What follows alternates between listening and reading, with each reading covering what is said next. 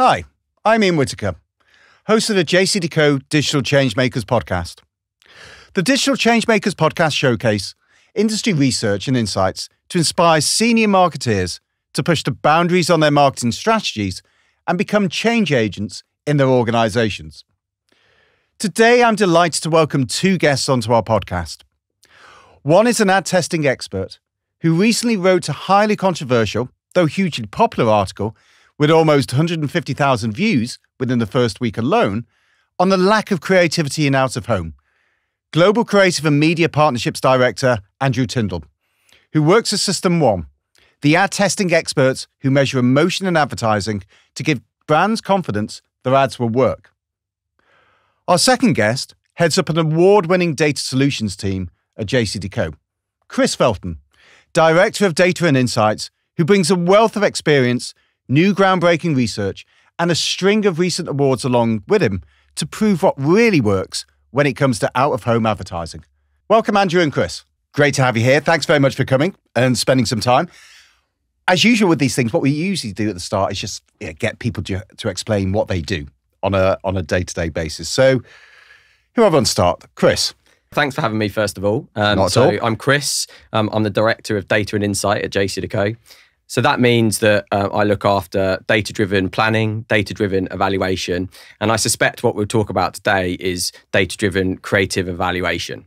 I'm also an active member of the MRG, which is the Media Research Group. We're a group of researchers in the media industry, and our job is to kind of strive for best practice. We meet monthly to talk about what type of research is being done and sharing our work. And I'd encourage any listeners that work in that kind of area to come along and join us. Okay, that's great. Andrew? Amazing. I'm Senior Vice President for Global Partnerships at System One. God, that sounds impressive. I know, it's a mouthful, hey? Yeah. Which means I work with the world's largest media owners, agencies and industry bodies to put System One's tools into practice, really, which is we predict the effects of advertising before it goes to market. Okay. So, linking what consumers feel and linking those to effectiveness. Okay. Oh, that's great. Well, I think that's pretty clear what you do. And the reason you're here is because of the paper sort of saying that 7 out of 10 out-of-home ads are not good, which is an interesting topic for this podcast. Well, first of all, actually, let's go through what the article actually said, because I'm quite interested in sort of what was the thesis, sort of, I think, the idea of what makes a good ad, and how you came to its conclusions. Sure. I mean, it's quite a punchy headline, that, isn't it? Yeah. System One and JCDecaux have been working together now for a few years, using our Test Your Ad tool for out-of-home, which is essentially a research tool which measures the brand and emotional reaction to out-of-home advertising in context to predict its effects in market. And we've now tested quite a lot of these, and the creative effectiveness bar is what I would call quite low, which is what I'm getting at in this article. So how I got to the 7 out of 10 out-of-home ads aren't working quite as hard as they could be, let's say, is around 50% of out-of-home ads struggle with brand attribution. So around half of the exposures to posters, consumers can't correctly recall what the brand was for after viewing. Okay. Now, this takes a very kind of media and creative lens, because we know through attention research that we've also done with JCDecaux and Lumen that on average, people are looking at posters for around 2 seconds on average. So in 2 seconds, half of the people can't recall what the brand was for when being exposed to an ad. And then we've also seen that with our testing that 40% of these ads are what System One will call 1 star. So a 1-star ad is an ad which we've shown with the IPA. Essentially does nothing for long-term brand building, doesn't create those lasting effects. It doesn't create any useful, positive, strong emotions for the brand. Okay. So 50%, then 40%, we get to 3 only very hard-working out-of-home ads. And that's just a state of the creative. That's not a comment on the out-of-home as a channel at all. But of all the ads we've tested so far, that's a general rule that there's some work to be done, and let's frame it as an opportunity with creative. And what I would say about that is we started working with System 1 about 2 years ago. Now, the reason that we wanted to work with System 1 is maybe we wouldn't phrase it as 7 out of 10 ads aren't very good, but maybe what we would say is that there is room for improvement.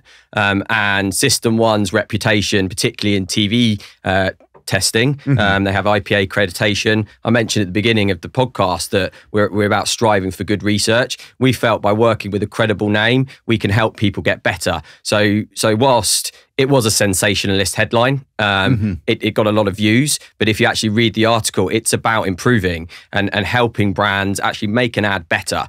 And we've seen that happen, whereas if you do a little bit of work beforehand, and before you run the ad, do a bit of testing, do a bit of improvement, you will see the effects in the advertising campaign come through. And that's kind of what this is all about. It's about improvement. One question just off the back of this is, I guess, in terms of the quality of the creative ads, the sort of 7 out of 10 are not good.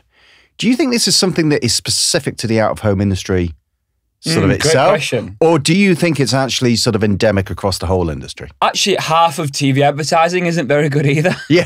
It's a very good point, actually. I've never thought about that before. There's an extra sprinkle on top with out-of-home where the brand attribution's a bit of an issue because we're taking creative from other channels and putting it into a D6 and a poster environment. But half of TV ads in the UK and US from System 1 testing, and we test every TV ad as it goes live. So that's like over 150,000 now we've got in our database. It is a 1-star as well. So actually, out-of-home is doing slightly better than TV in terms of that emotional appeal. So that's an interesting question. There's no right answer, I'm guessing, on this. But why do you think actually the quality of ads is so low? We've made huge steps in the last 10 years on effectiveness in marketing, largely thanks to organisations like the IPA and Effie, and people like Les Binet and Peter Field writing crucial things like the long and short of it, and you know what, even Byron Sharp and How Brands Grow, you know. And TV has largely taken the large hit from that, where there's been a large interest in how you make more effective audio-visual advertising, and marketers seem obsessed with TV ads. So if you're if you're on marketing LinkedIn, first of all, I feel very sorry for you. But secondly, you'll see ads go viral, and it's very rarely digital, PR, out of home. Radio, it's never radio. It's always the latest TV ad. We're all seem very obsessed and fixed with TV, and it feels like the rest of the media mix hasn't got that kind of attention yet from marketers, which is a huge shame because, I mean, out of home, in the same article that we talk about, which I wrote, I shared some amazing research from Essence Mediacom looking at how we can look at the kind of the holistic quality of media. And if you look at it in terms of, broad reach, reasonably high attention, strong signaling quality, affordable reach as well, high frequency. Out of home is an amazing media channel to be doing amazing things in, and if we just improve that creative a little bit better, we'll reap the rewards of that. Why we've started working with System 1 is to encourage people to do that testing at the beginning. So it's fair to say that there are some good ads, and we do see some good ads coming through. I would say probably more than 3 out of 10 are good ads. And when we see the best ads, and some of the testing that we've done with System 1 is about keeping creative consistently. So if you do create a fluent character or a fluent device on a TV ad, why not use that on out of home? It's very, very cost effective to deliver reach in out of home. So if you build up an emotion with a TV ad, 30 seconds, everybody feels warm about this great character. Quite often what then happens is with the out of home, it's a price-led message in proximity. Perhaps what we would like to see is continue that emotion that you've driven with your TV ad and put it onto out of home. 98% reach you can deliver with out of home. It's one of the highest reach mediums. So you can definitely do that. And it would be great to see some more synergy between medias. And I think we're beginning to see that. And that's starting to happen with some of the brands that we're working with System 1. Okay. to pick up on that price-led proximity out-of-home piece, it is interesting. So when I've bought out-of-home before, when I was working brand side, there's two things you do. One is you plaster as many sites around your office as possible in the hope that your CMO sees it and you get a promotion. And then two is, you ask your sales team, where are we activated at the moment? Where are we on sale? Where can I put out of home that makes sense? That is jumping to the executional solution far too early on. And it misses the entire value of out of home as a very positive, public, trust building, high reach, affordable CPM media channel. So it's almost like some people are lost in the pits of retail media efficiency and aren't using out of home for it being an effective brand building channel. Like every nostalgic, amazing campaign which we talk about over the past 100 years or whatever, a lot of them are out of home ads. We need to get back to that kind of the glory days of seeing out of home like that. And what I would just say to that as well is that we do have screens that are right outside Tesco, and those are designed to drive sales within that store. So there are some out-of-home sites which are very, very good at driving an immediate sale. But what Andrew's just spoken about there is the real value of out-of-home, the broadcast nature. And using that same ad that potentially you use outside Tesco, a picture of your product, if you can broadcast that to 98% of the population across a 2-week period, then when you eventually do go to make that purchase, which might be at Tesco at the store or it might be online, it's going to be high in your level of consideration. So that's kind of what we want people to do, is utilize, yes, that proximity work does work with out of home, but it's so much more than that and can deliver so much more than that. Yeah, I mean, that links, both of those points link into something I've been boring people completely senseless with, which is to say that if you actually look at what's gone on over the past 2 years, this has been actually as great advertisements, going back to what you said, in terms of brands. The brands build sort of strength and drive top line and bottom line performance. And you can see that in the company results. I mean, we had Nestle and Danone today, similar sort of message, strong organic revenue growth. And when you look at what management say, they say the reason they've been able to push through the greater than expected scale of price increases to consumers, far greater than they would have anticipated, is because of the strength of their brands. Yeah. And this is something that, again, comes time and time again, whether we're looking at a Coca-Cola or a PepsiCo or a Procter & Gamble or a Unilever or a Nestle or a Danone. The same message keeps getting reiterated, that the reason why we've been able to do this and our top and bottom line perform much better than expected is because of the strength of our brands. Yeah, it's watering the tree to later pick the apples. It's and out of home is a brilliant medium to do both, as we just alluded to. There is an opportunity for that bottom of funnel efficiency, but we can't lose sight of the top of funnel awareness, broad reach brand building stuff. And we've got to bear in mind then that comes with a different creative challenge. So there's different jobs to be done at that bottom of funnel, closer to purchase piece. We've got to have creative, which I will call more left-brained, more product-centric, assume the interest of the buyer because they're close to purchase. Top of funnel, we've got to entertain for commercial gain. So that's what Chris was leaning on as well. Consistency across your media channel, taking your big broad reach media idea, creative idea, and putting it in to broad reach media, which is out of home. Yeah. And I would say, I mean, you mentioned Pepsi there. I mean, I saw an ad for Pepsi today on the walkthrough. I had a big picture of a can of Pepsi Max. Brilliant ad, right? And all you needed to do was remind people about that brand. And I'll see that again 2, 3, 4, 5, 6 times across the course of a week. And ultimately, then again, I might see it right outside a supermarket just before I'm about to make my purchase. So it's about using out of home and creating that creative. And I think this just goes back to the testing. So if when you're testing an ad, people look at it and only 15% of them can remember that it's your brand advertising after 2 seconds, that is a problem, right? And that's a problem that we should be able to fix quite easily. And this is what we're kind of striving to do, is to help brands do that. At JCDecaux, we want brands to test their ads, because if they test their ads before they go live, we think they'll work better. If they work better, the brand will improve and the sales will improve. So that's kind of why we've got this vested interest in testing your ads before they go live. And presumably when you were looking at the 3 and 10 that were good in out of home, it had I'm assuming they had similar characteristics in terms of the sorts of ads that worked. So it's interesting you should say that. So one of the first pieces of work that we did with System 1 and we presented last year at MadFest was the 9 guidelines to make a perfect poster. And basically this is a group of rules, so to speak, to provide to clients to make their ads like this. So for example, we found that if you put your brand at the top rather than the bottom, more people are likely to remember it.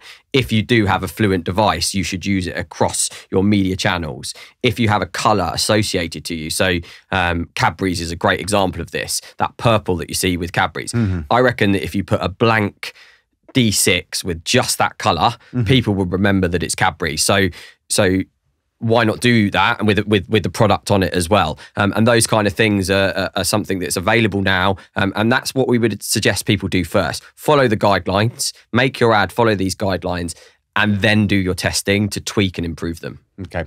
Oh, that's great. I want to pick up actually on something you said, Chris, and it goes back, I think you mentioned the term fluid devices on here.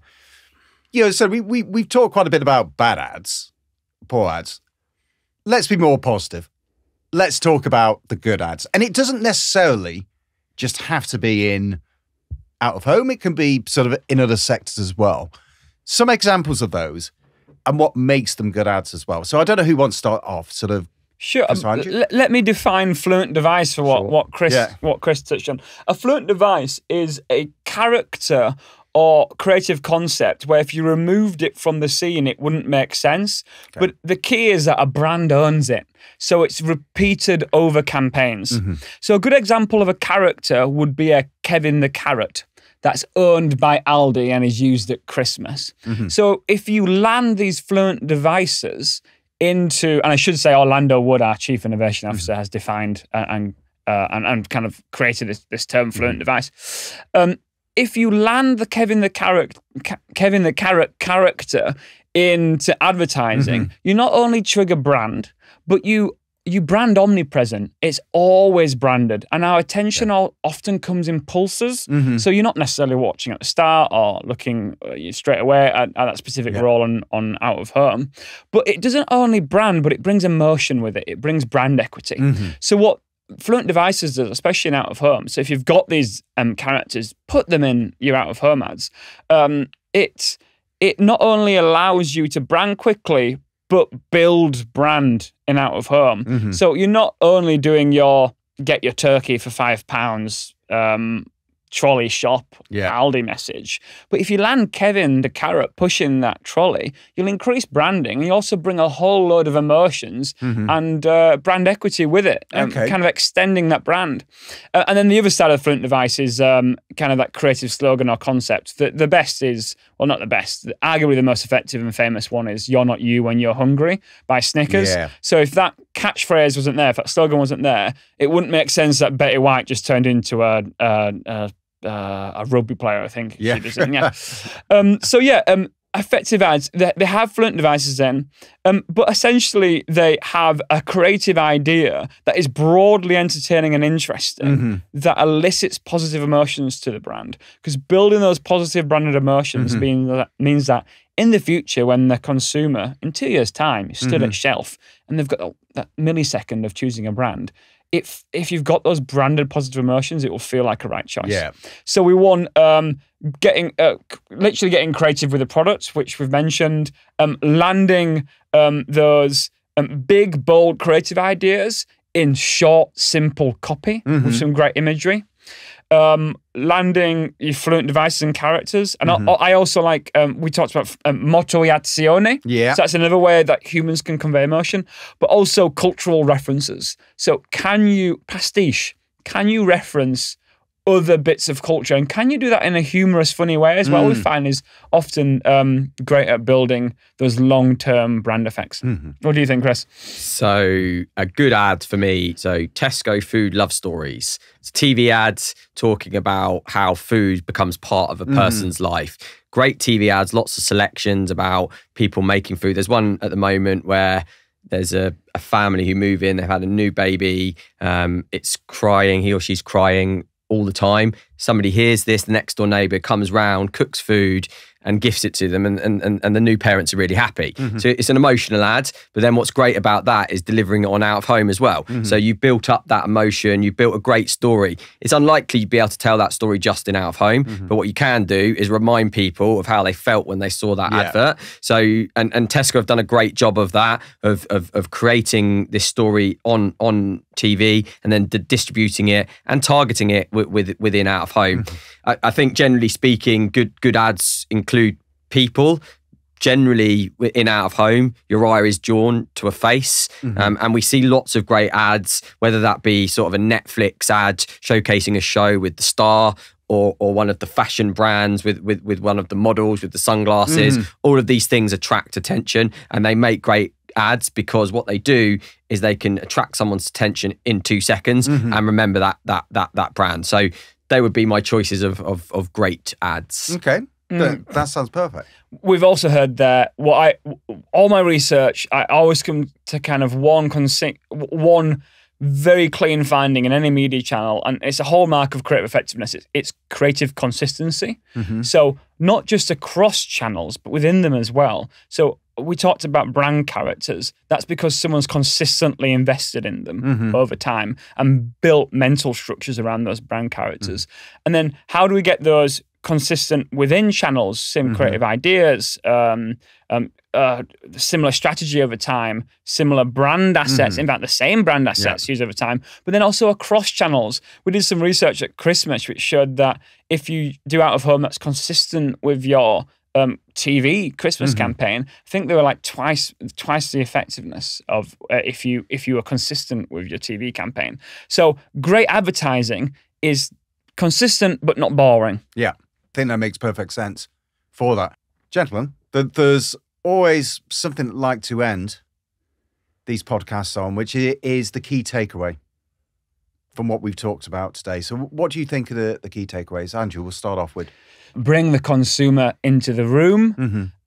It's a humbling process. Yeah.